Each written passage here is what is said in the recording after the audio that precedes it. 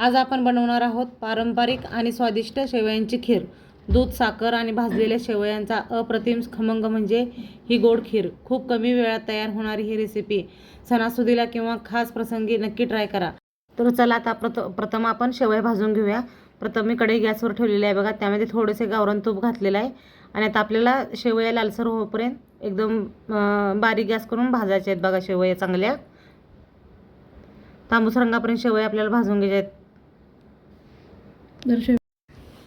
शेवया एकदम लालसर व्हायला पाहिजेत बघा आपल्या, आणि एकदम बारीक शेवया घ्यायच्या, जाडसर शेवया अजिबात घ्यायच्या नाहीत खिरीसाठी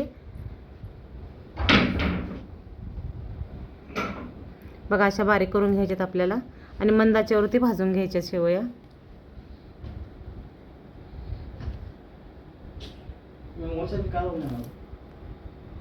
5 मिनिटं आपल्याला शेवया भाजून घ्यायच्या आहेत। त्या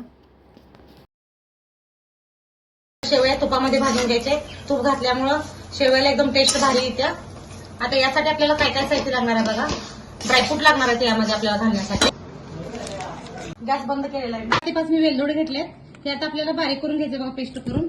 यामध्येच एक 2 ते 3 मी बदाम पण घालणार आहे आणि एक 2 ते 3 काजू घालणार आहे। हे आपल्याला साखर घालून बारीक करून घ्यायचं आहे। साखर घातली म्हणजे वेलदोडे व्यवस्थित बारीक होतात, त्यामुळे आपण साखर घालायचे। थोडंसं जायफळ पण मी घालणार आहे बघा। यामध्ये जायफळ घेतलेलं आहे मी, थोडंसं कट करून घालायचं आहे आपल्याला।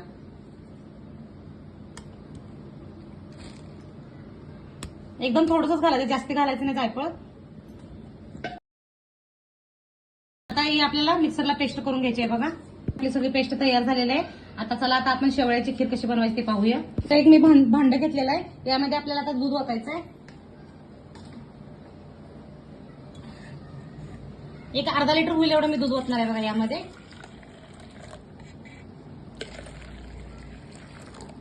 चवीनुसार साखर वापरायची। आता यामध्ये मी वेलची पूड बारीक केलेली घालत आहे बघा।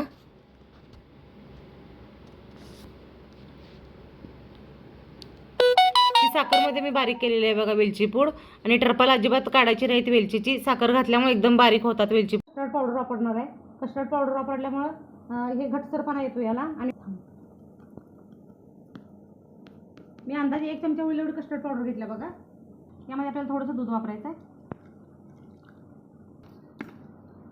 हे असं मिक्स करायचं बघा, नाहीतर गाठी होतात त्याच्या। आता आपलं उकळलेलं आहे दूध सगळं।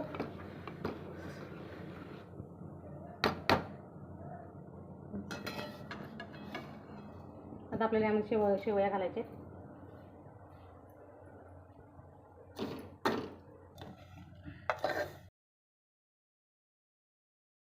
आपल्याला यामध्ये थोडंसं मीठ घालायचं आहे। मिठाने चव वाढते, त्यामुळे गोडाच्या कोणत्याही पदार्थामध्ये तुम्ही थोडंसं मीठ वापरायचं बघा। मी थोडंसं किंचित मीठ घातलेलं आहे। कस्टर्ड पावडर वापरायची आहे बघा यामध्ये। वरून मी थोडंसं ड्रायफ्रूट घालणार आहे बघा। ड्रायफ्रूट एकदम बारीक कट करून घालायचे आहेत आपल्याला, मिक्सरला अजिबात बारीक करायचे नाहीत, हाताने कट करून ड्रायफ्रूट घालायचे आहेत बघा आपल्याला।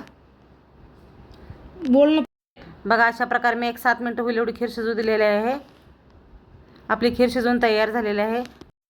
तुम्हीही नक्की ट्राय करून सांगा शेवयाची खीर कशी तयार झालेली आहे। माझ्या चॅनलला लाईक करा, सबस्क्राईब करा, शेअर करा।